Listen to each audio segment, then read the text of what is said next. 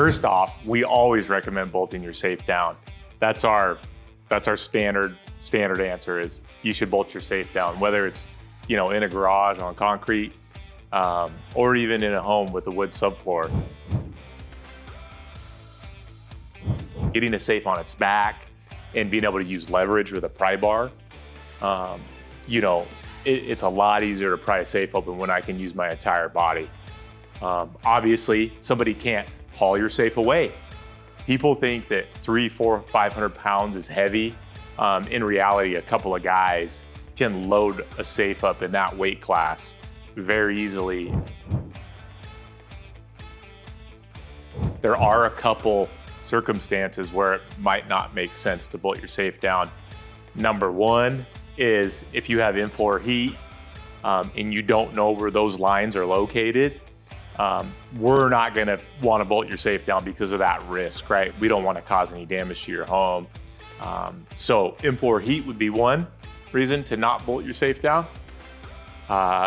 Post-tension cables in concrete foundations. We see this a lot in other states, not so much here in the Pacific Northwest, but we do see that a lot down like Arizona, California.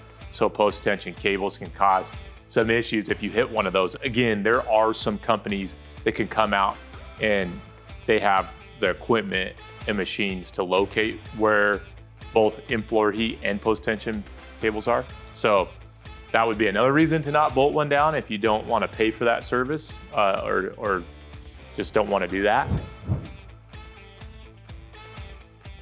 We actually have a statement for liability for our protection that, hey, I certify that you guys are okay to bolt my safe down. To the best of your knowledge, you don't believe there's any utilities or electrical or any other thing that could be hazardous. So yeah, we do. We ask customers to sign off on that, obviously to protect our company, but man, it's just happened so few times. I mean, 0.0000001% of the time that we've delivered a safe has there been an issue.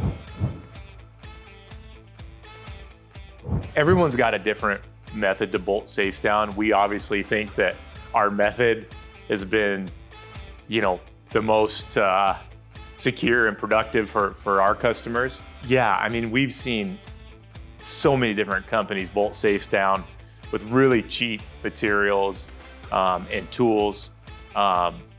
It can cause issues for customers. It causes issues for us when we come in and move a safe that has been installed by another company a lot of times.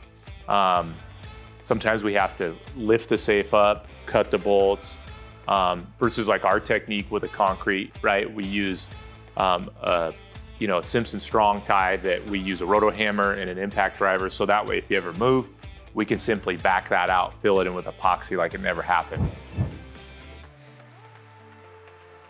I don't know if there's any truth to that or not. Most of our safes are tested with the pre-drilled bolt down holes in the floor. A lot of our customers ask if they can bolt safes through the wall, which we do not recommend. If it's a fire rated safe, that sacrifices the fire protection, and most safes don't come with those types of bolt down holes, right? They're all pre-drilled in the floor and they're tested with those holes in there.